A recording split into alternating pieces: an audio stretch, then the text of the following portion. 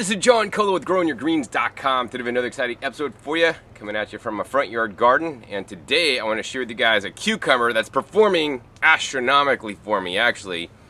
It's so crazy. This cucumber, as you saw in the title of this video, a cucumber that's so productive, it grows like a weed. No, it doesn't grow like cannabis. It grows like a weed, meaning it grows crazy like everywhere, man. And it produces hundreds of cucumber fruits for you guys to eat. Now, where I'm sitting right now is actually on my raised bed, and in this raised bed I have 2 rows of peppers on the outside, and then in the middle I have this trellis that goes up, and I got cucumbers up this whole trellis like every, 6 to 8 inches on the bottom, and then you just basically trellis up. And I'm growing a number of different varieties this year. I'm growing Persian cucumbers, I'm growing Japanese cucumbers, I'm growing Armenian cucumbers, I'm growing lemon cucumbers, and I'm even growing the standard market cucumbers that I actually don't particularly care for. But here's one of the cucumbers that's actually doing quite well. This is one of the Japanese style. Check it out. Nice little cucumber there. This guy's gonna get turned into juice, and I'm gonna drink him up probably tomorrow. But I'm not gonna talk about any of these cucumbers today. We're gonna go over to a special cucumber that you probably never heard about. And this is the one that literally grows like a weed here in my garden. And it even self-plants itself, so I didn't have to. So the cucumber I want to share with you guys today is growing like a weed in my garden. And as you guys can see, basically, the majority of the green you're seeing behind me on this trellis, and the leaves look like this. This is the cucumber we're going to be talking about today. If you do grow this, you want to give it a lot of space to trellis up, otherwise it'll sprawl on the ground, climb up plants. It's actually climbing up my fig tree pretty good, and it's gonna grow massively. My vines on some of my regular cucumbers might be like 15 feet.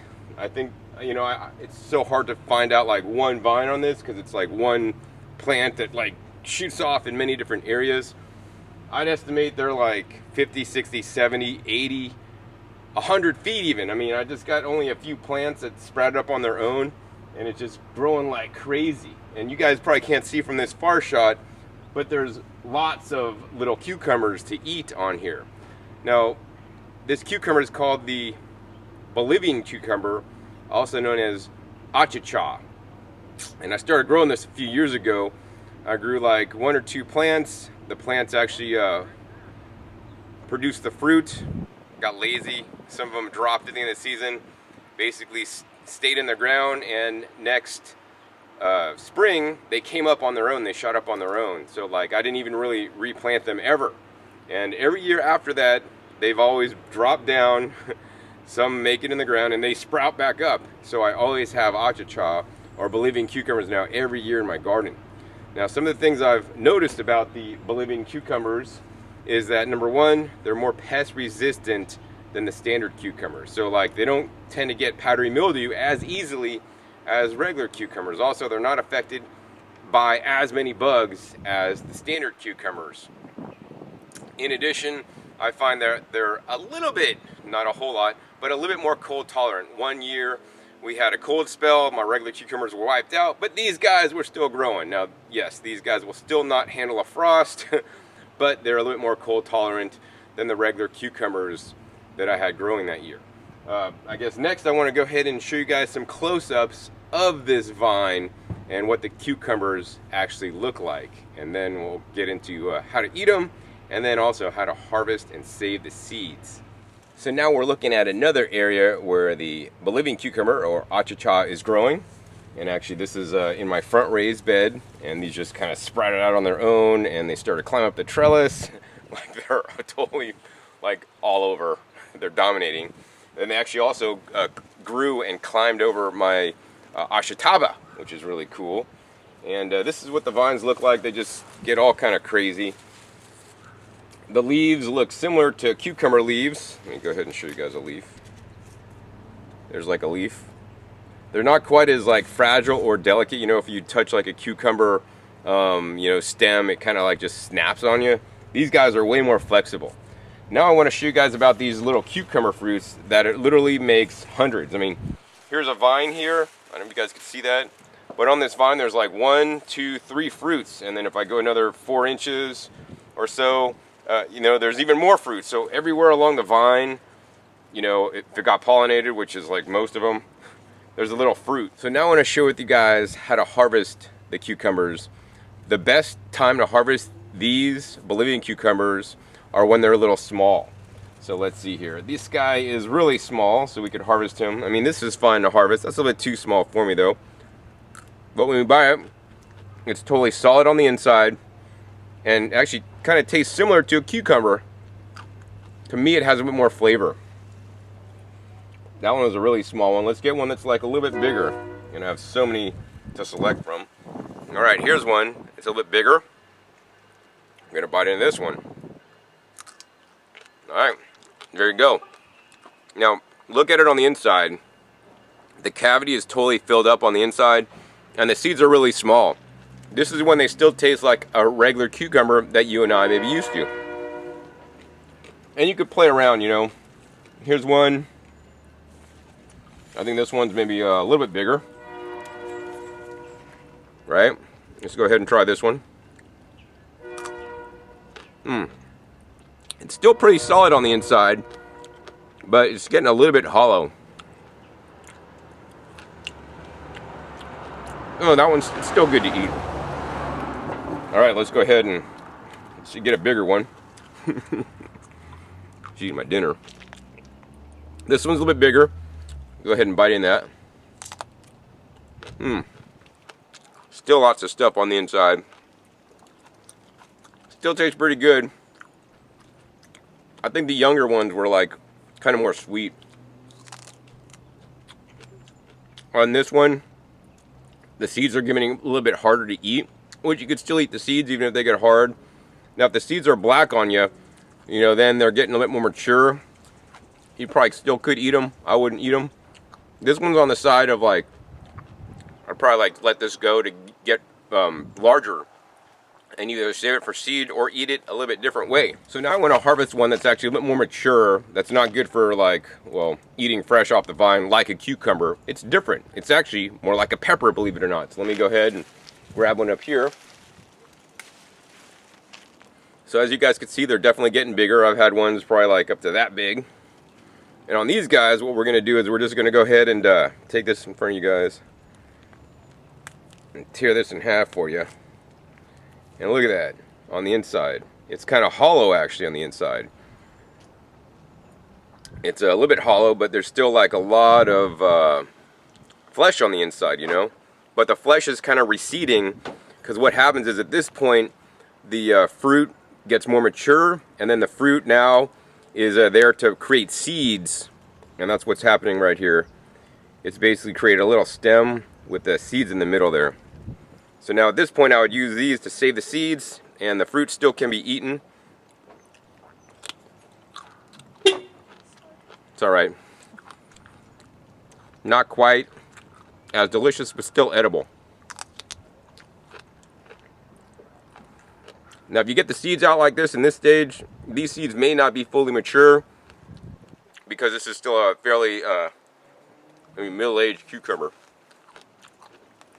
Next, let's go ahead and find a cucumber that's a little more older with more mature seeds to show you guys what they look like.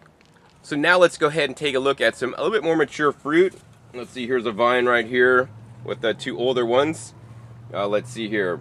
As the fruit starts to get ripe, or ripe in terms of the seeds, if the seeds are ready or not, it turns from a green to like a yellowish tinge. We're gonna go ahead and open this guy up for you guys, show you guys what it looks like on the inside. And as you guys see inside here, it's much more hollow, and it's got the more mature seeds. So we're gonna actually just maybe save these. And if you guys look on this one, the flesh is much more thin, kind of like a bell pepper or something like that. And these ones traditionally are used for stuffing, so they could actually stuff it with some stuff and then eat it. I like to dip them in guacamole and salsa and eat it. These ones are a bit more drier. I mean, still edible, but I really like when they're really baby and small. last, I want to show you guys this guy up here. I don't know if you guys can see it here. But this guy basically is dried on the vine and is basically fully mature, and it's ready for you to harvest the seeds. Now when they get this old, it's kind of like turning all yellow and actually even starting to turn a little bit brown. At this point, I don't eat them anymore. Like, you probably could eat them, but I don't recommend it. Probably be really hard and fibrous, not a lot of water content anymore. So at this point, same for seeds. So we're gonna go ahead and rip this guy open for you guys. And I really like how on the bottom of these, there's like a little stem. And it just has actually all the seeds attached like on a little tree. It's so cute. But yeah, there's all the seeds. Now, I basically take these seeds and sun dry them. And then you could plant them for next year or share them with friends. These guys are best grown when you plant your tomatoes out. So if you live in a non-tropical climate, when you would plant your tomatoes after the last frost, plant these out. These are fairly well germinating, and once they do germinate, be prepared. They start to grow and they start to make a vine, and the vine may grow 20, maybe even 30 feet, and you can be like, John, it's not making any cucumbers yet. Well, just be patient. You know, the vine needs to get to a certain length and more mature, and when it's at full, when it's ready at its full maturity, then it'll start like putting out fruit like crazy. Of course, it's also going to be very important that they're pollinated, and I have the birds and the bees to thank for that, or mostly the bees and insects. I do no hand pollination for this, and I get significantly more yields on the Bolivian cucumber than even my standard cucumbers. So yeah, if you want to have longer yields, grow a new kind of fruit that's actually quite tasty and delicious, you're going to want to grow the Bolivian cucumber. Now the last thing I want to show you guys is actually the stem of this plant compared to like a stem or where it comes out of the ground of a standard cucumber, approximate the same age. So now we're at the base of one of my cucumber plants here. Got lots of cucumbers this year, nice big ones. And this is what a standard cucumber kind of looks like at the bottom. You know, these are the fleshy stems, fairly brittle, and they'll crack on you, which I think I cracked a couple when I planted them and lost them. But yeah, that's how this one grows. You know, it's a little bit more fragile and delicate. And now let's go ahead and show you guys the Achocha. All right, so here's a front shot of my raised bed. Nice giant 8-ball squash here coming up. And then I got some Achocha. It's flowering. Then up the back, you guys are seeing all those little leaves. That's all the Bolivian cucumbers, or Achochas. All right, here's all the Achocha leaves, Bolivian cucumbers. Let's go ahead and show you guys the stem down here. We go down, you guys can see right at the bottom there. There it is. This is it right here.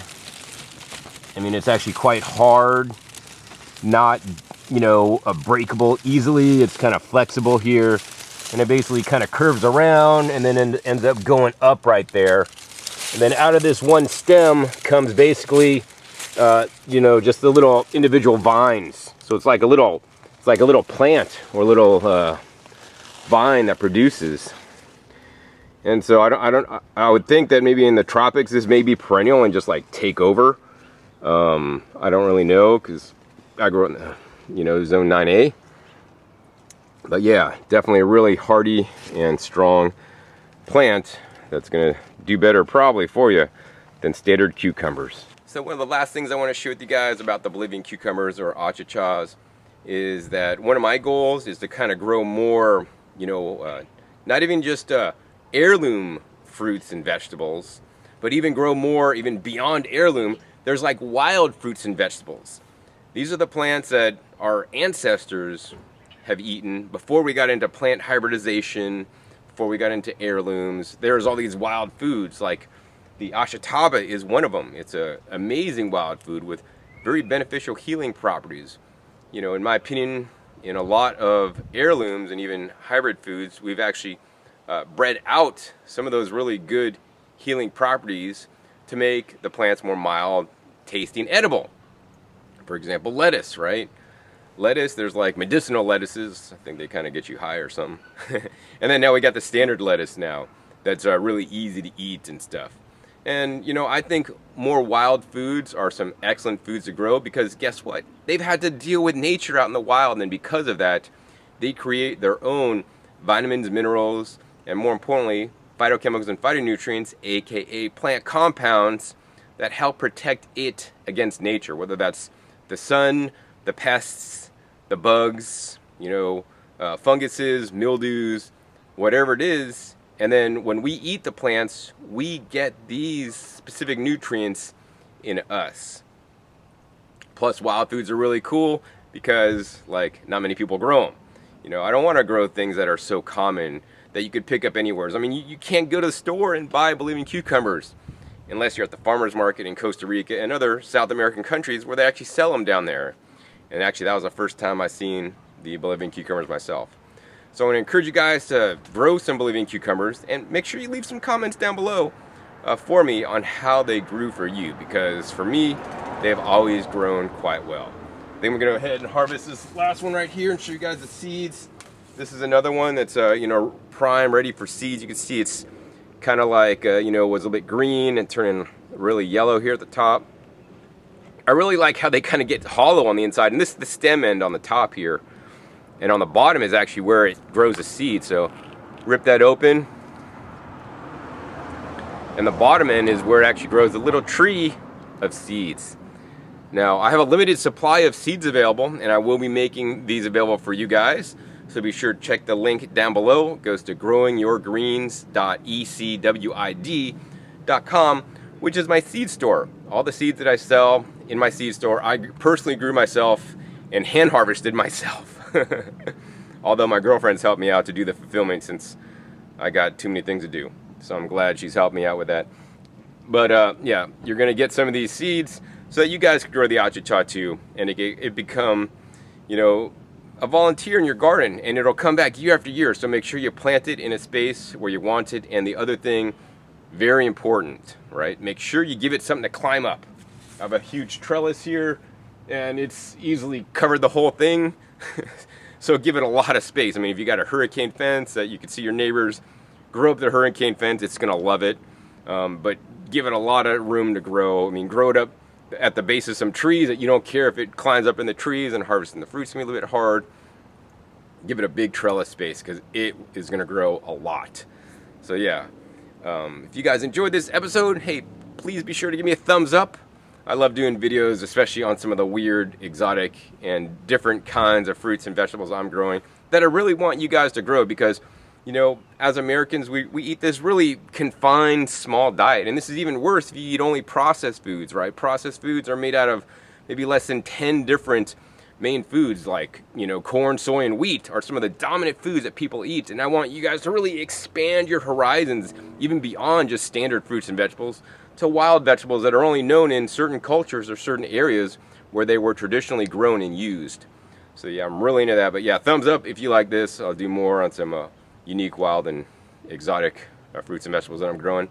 Also be sure to share this video with somebody that's always have problems with growing cucumbers. They could try growing some Bolivian cucumbers. Probably aren't going to have the same pest problems as standard ones. Also be sure to check my past episodes. My past episodes are a wealth of knowledge. I have over 1,200 videos at this time. Share with you guys all aspects of how to grow your own food at home. And also be sure to click that subscribe button right down below if you're not a subscriber. If you enjoyed this video, you're going to enjoy my other videos. I always try to give you guys a wealth of knowledge and share my growing and gardening and life's experiences with you in each and every video. So once again, my name is John Kohler with growingyourgreens.com. We'll see you next time. And until then, remember, keep on growing. All right, this is John Kohler with growingyourgreens.com. Today I have another exciting episode for you, and I'm happy to be at the National Heirloom Expo. This is the world's pure food fair. You can learn more about them